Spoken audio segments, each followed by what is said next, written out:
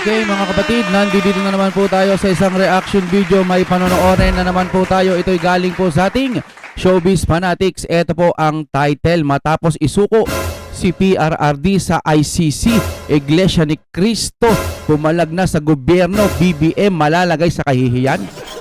Oo naman, bakit hindi?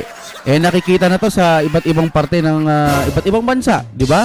Ito na rin yung mga nagiging balita na parang tila lumalabas may mali sa pag-aresto para sa aking pananaw lamang may mali sa pag-aresto mga kapatid. Ngayon, ang Iglesia ni Cristo di ba nga ayaw nilang ma-impeach si BP Sara, kaya po sila nagrally. Hindi naman kasi yan importante. Mas importante po sanang unahin yung mga pangangailangan ng ating mga kababayan or peaceful, kasi parang ayon ho sa pagkakaintindi ko nung nagrally sila, kapayapaan po ang gusto nila. Kasi pagka may impeach nga si BP Sara, magkakaroon po ng hindi magandang bangayan. Tapos may mga magrarally, magkakaroon ng gulo, parang ganon. Kaya ang gusto ng Iglesia ni Cristo, kaya kapayapaan lang ho sana. Ang problema, yung kay ating Pangulong Duterte pa lang, nagkakaganito na. Paano pa kaya pag si BP Sara inimpeach pa? Di lalong talaga nagkakayanigan. Tara, panoorin natin.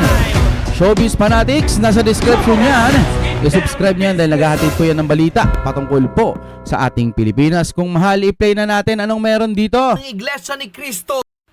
Ang panawagan ng Iglesia ni Cristo, binaliwala raw ba ng mga nasa gobyerno? Yun lang. Ito ang malaking katanungan at tila deretsahang pagsasalita ng spokesperson ng Iglesia ni Cristo na si Brother Edwil Zabala sa isang programa sa Net25 kung saan pinaalala sa mga public official na kung inaakala raw nila ay mapapaganda ang buhay ng mga Pilipino sa tila pagpaplano ng pamahalaan para arestuhin ang dating Pangulo, kung saan idinawit ang pangalan ni Pangulong Bongbong Marcos at ilang pang mga gabinete nito. Mukhang dito raw nagkakamali ang gobyerno dahil sa naging mitsa ng pag-aresto sa dating Pangulo. Mukhang ito lamang raw ang simula ng kahiyang sasapitin ng mga politiko. Alam nyo, bawat balitang naririnig natin, araw-araw, magsasalita ang Duterte, magsasalita naman din si Auntie Claire. Di ba laging lumalabas si Auntie Claire? Ako lagi ko nakikita si Auntie Claire Kada may sasabihin sa kabila or kada may kung anumang mangyayari, si Ate Claire, si Ante, lagi hong nagsasalita. Kada may sasabihin, akala mo napaka-importante na yung mga naganap. Halimbawa, yung picture ni Madam Lisa, no? May mga kumakalat po kasing mga fake daw yung kay Madam Lisa. Ngayon, kung totoo yun, hindi nyo na kailangan magsalita. Kung totoo yung picture ng mga pinagpo-post po ng ating First Lady, huwag nyo na lang patulan kung ano yung mga pinagsasabi nila. Ang importante, totoo po. Kasi sasalita pa kayo, napakaliit na so, para sa akin lang naman siguro baka malaking bagay sa kanila yon, kailangan po nilang depensahan. Kasi halimbawa ho, ako bilang tao, may sinasabi sila sa akin na ganito raw ako ganito ako, hindi ko pagpapatulan yan, bahala sila. Kasi kahit anong paliwanag mo, hindi mo mapiplease yung lahat ng tao. Meron talagang maniniwala, merong hindi. Hayaan mo lang, basta para sa iyo, para sa sarili mo. Totoo, si Madam Lisa na nandoon talaga po sa mga picture na yon, hindi talaga edit yun. Hindi na kailangan pag-usapan ng mahaba-habaan. Kaso, ang nakikita ko lang po, siguro kailangan nilang dumipensa, kaya kailangan lumabas na naman si Auntie Claire. Si ating attorney, mahal na spokesperson ba? Tama ba? Tapos kada may lalabas, laging nandiyan siya, lagi na lang. Hindi po ba tayo makakakita ng isang pagkakataon na lalabas si Auntie Claire at sasabihin niya, oy, may resulta na sa ganitong mga lugar na hindi naaambunan po ng mga tubig or hindi naaambunan ng ganitong mga kaswertehan, yung mga kalsadahan po nila. Inaasikaso na po, aayusin na, papagandahin na yung lugar sa kanila, yung local government doon, kinakausap na para mapaganda yung kanilang mga daanan, etc. Yung mga sweldo po ng mga mamamayang Pilipino, medyo sinusulong na po natin na madagdagan. Yung mga ganyan. Kaso, kada banat ng mga DDS, didepensa din sila. Tama nga naman, pwede naman. Pero nasa gobyerno kayo, dapat ang pinaka-focus mo, yung magiging trabaho po ninyo sa gobyerno. Ito'y aking opinion lamang. No? Hayaan mo silang magdaladaldal dyan, yung mga DDS na yan. Sige, hayaan mo sila. Basta kayo, gumawa kayo ng may resulta na makikita ng sambayan ng Pilipino. Ay, iba pala ang Marcos. Ay, may ginagawa pala ang mga Marcos. Ganun sana, no? Kumbaga, hayaan mo makita ng mga tao. Kasi, sige, hayaan mo. O sige, mali na yung mga, sige, bahala na kayo kung ano pagsasabihin. Ngayon, pag nagtrabaho ang gobyerno at nakikita ng mga mamamayang Pilipinong may resulta, may nakikita po silang mga magaganda na nagagawa po ng ating gobyerno, unti-unti pong tatahimik yung mga yan na nagsasalita, ay, walang nagagawa. Tatahimik lahat yan. Basta nakikita nila, maganda na, may nagagawa na ang gobyernong ito. Ganun ho sana. Diba no? Yun lamang ho ang aking nakikita kasi ngayon lagi dadalabas ng ng mga issue. Lalabas din si Auntie Claire. Lalabas si Mama. Yan, ginagalang na ho natin yan kasi wala naman tayong pagpipilian pa dahil siyang itinalaga ng ating Pangulo, kikilalanin po natin yan, no? Pero Ma'am Claire, wag naman po laging labas ng labas kung lalo na't medyo hindi naman ganun kalalalim yung usapin. Yung sa fake news, totoo naman tama, dapat tuksain yan, no? Pero ito ba yung priority? Marami pang priority gusto naming marinig sa pamahalaang ito na may gagawin ng Pangulo sa ganitong lugar, pabababain yung sa kuryente, gagawa na ng paraan, ganun ho sana ang gusto naming marinig, Madam, Sir, at lahat po ng nakaupo. Wala na po kaming laban sa inyo dahil kayo naman ang nakaupo dyan. Ang gusto lang ho namin sana, makarinig man lamang kami ng mga pag-asa na, may ginagawa na. Masaya kami doon. Yung mga magsasaka, bibigyan ng lupa. Ibabalita natin yan. Pero, ngayon, wala kaming ibang nakakita, kundi issue sa Duterte. Yung kabilang kampo, imbis na magbalita sila, yung iba nakikita ko nagbabalita naman ng ng nagagawa di umano ng ating presidente o nagagawa ng presidente.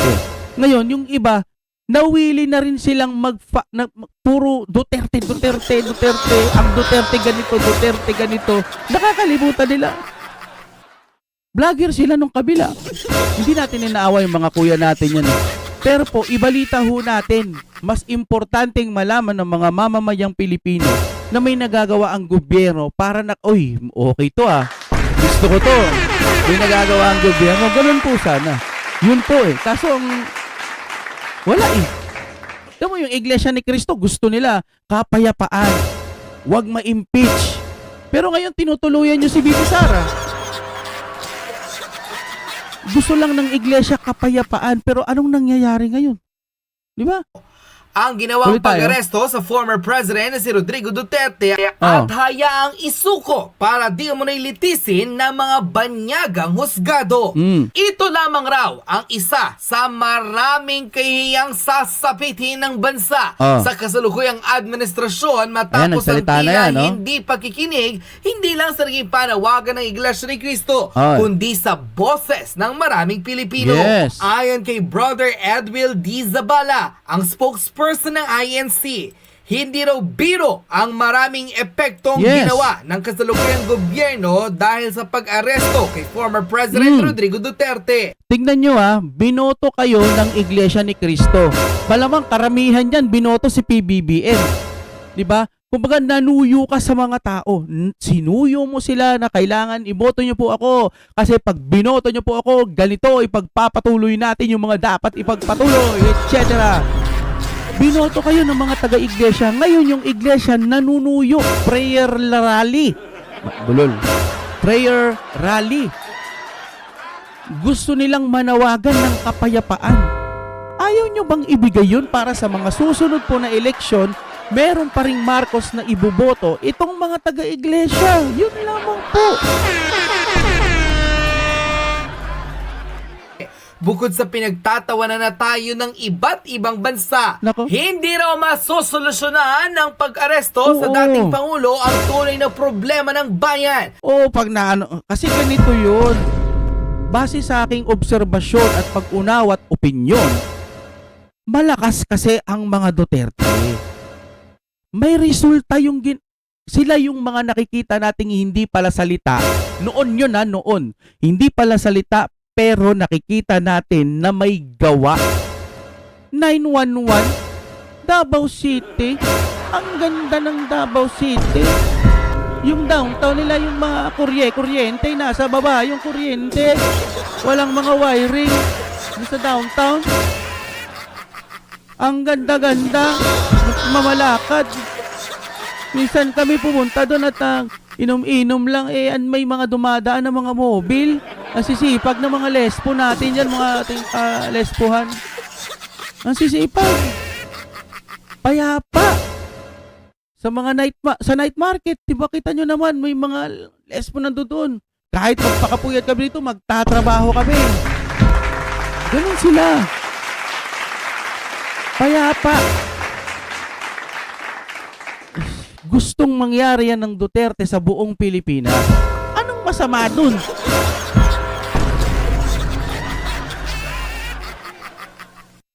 Ay nako. Pagsalitain na lang natin to si Sir. Nyaga ang mananatili sa Wala kapangyarihan, dapat na raw silang magising sa kanilang kalasingan. Dahil ito lamang raw ang simula sa pinakang malaking problemang haharapin ng gobyerno dahil sa mga tiwali at likong opisyales ng gobyerno. Kung gusto nyo iboto ulit kayo ng mga taga-iglesia, ibang mga Pilipino, pakinggan nyo yung boses nila, yung gusto nila, yung majority. Kasi itong mga majority na to, ito yung gustong baguhin ng ating Pilipinas. Gusto nilang maging payapa. Gusto nila wala na yung mga durugista, yung mga pusher-pusher, mga gumagamit, etc. Yun lang ang gusto nila. Masama ba ang gusto ng Duterte? Hindi naman Kung may dinadali po, kung may mga ibang natitegi na inosente, pagpasensyahan nyo na. Ganun ho talaga ang gera pagdating po dito sa Pilipinas. Minsan may nadadamay, nakakalungkot po. Gaya nga ng sinabi natin, sa Marawi may mga nadamay talaga doon. Sira-sira ang bahay pero tagumpay. Dito naman mga kapatid, paano naman po talagang ang dami-dami daw na mga gumagamit? Ang dami pang mga involved na mga kung ano ng mga opisyales sa gobyerno. Di ba kinuha sa Jessica Soho, no? Kinuha ni Pangulong Duterte yung papel na mahabang ganun, ginanong-ganon niya, ang dami. Nakita nyo ba yon? Yung mga papel na yon, mga tao yun, mga tao na connection po. So paano nga mauubos dito kung mismong nasa loob din ng problema? Yun ang tinutukoy niya, mabigat ito. Binitawan ng ganun ni Pangulong Duterte, sino nakapanood nun? Kasi 3 to 6 months daw, hindi nga kaya. Kasi nga may mga protector siguro. Gusto lang naman maging payapa. Mahirap bang intindihin yun? Ay, naku. Oh my God, we're back again. Come on.